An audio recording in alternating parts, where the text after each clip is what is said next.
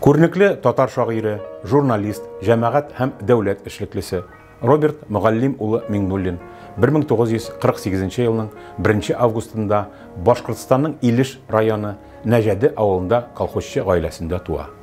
Балалык чоры Шәммәт авылында уза. Мәктәп елларында ук шигырьләр яза башлый. Әтисе сыерын сатып, җырчы улына гармун алып бирә. Әмма гармун моңын ашы хәсрәт үзә. Мөгаллим агай мәңгелеккә күчкәндә Робертка балаларның иң өлкәненә нибары 11 яшь була. 5 баласы белән тол калган әнисе Гөлҗәүһәр апаның төп терәгенә әверелә ул. Сеңлесе һәм 3 энесе өчен әтиләрен алыштыра. Бер туганнары аны Мулла абый дип тә йөртәләр. Карабаш урта мәктәбеннән соң беркадәр Уфа кулинария техникумында укып ала. Авылда китапханәче. 1966-68 елларда Илеш районының Маяк газетасында эшли. Студентлык чорында яшь шагыйрьләрнең Бөтен Союз фестивалендә катнаша. Иҗаты югары бәяләнә. 1973 елда Казан университетын тәмамлаганнан соң Роберт зур журналистика һәм әдәбият дәрьясына чума. 1976 елда Бәхетле булыгыз дигән тәүге җыентыгы басыла. Яшь Ленинче газетасы редакциясендә әдәби хезмәткәр, Казан утлары журналында өлкән мөхәррир, соңрак җаваплы сәркәтип. Татарстан телевидение һәм радиолаштыру дәүләт комитетында әдәби нәфис тапшырулар редакциясенең баш мөхәррире.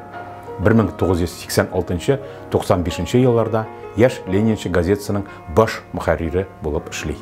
Озак еллар дәвамында Татарстан каналында шигъри тәлгәшләр, ихлас, китап тапшыруларын алып бара.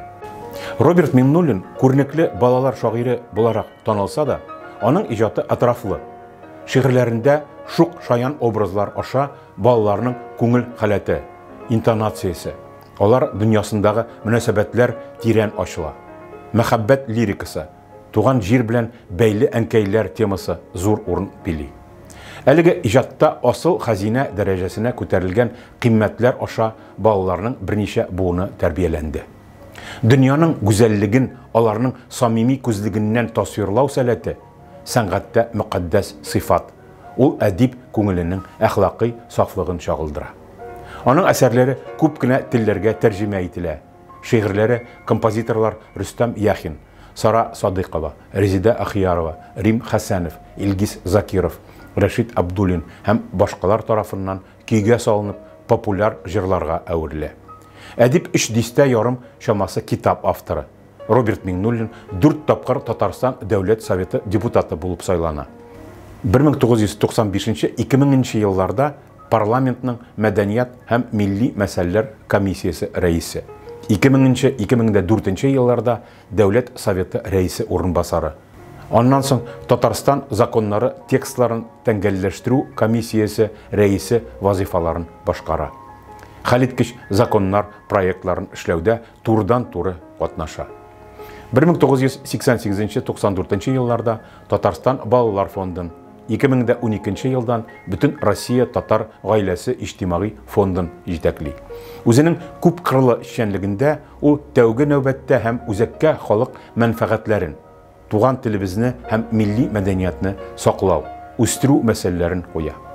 Мәктәп укучылары арасында туган телебезне иң яхшы белүчеләр өчен үз исемендәге бүләк булдыра. Әдәби һәм иҗтимагый өлкәдәге казанышлары өчен Роберт Миңнуллинга Татарстан Республикасының атказанган сәнгать эшлеклесе, Башкортстан Республикасының атказанган мәдәният хезмәткәре, Татарстан Республикасының халык шагыйре дигән мактаулы исемнәр бирелде. Ул Татарстан Республикасының Габдулла Тукай исемендәге дәүләт бүләгенә, Татарстан комсомолының Муса Җәлил исемендәге, Татарстан Язучылар берлегенең Абдулла Алиш исемендәге, Татарстан фән һәм мәгариф министрлыгының Каюм Насыйри исемендәге бүләкләренә, Ханс Христиан Андерсон исемендәге халыкара почетлы дипломга лаек булды. Роберт Мөгаллим улы Миңнуллин 2020 елның 27 мартында арабыздан мәңгегә китеп барды. Казанның Дуслык бистәсе зиратында җирләнде. Без яшибез бүген, татар килеш, без яшәргә тиеш, киләчәктә Татар юлы ул гасырлар юлы, татар юлы озын һәм катлаулы, татар юлы такыр булмаса да, ул 1000 тапкыр изге һәм мактаулы.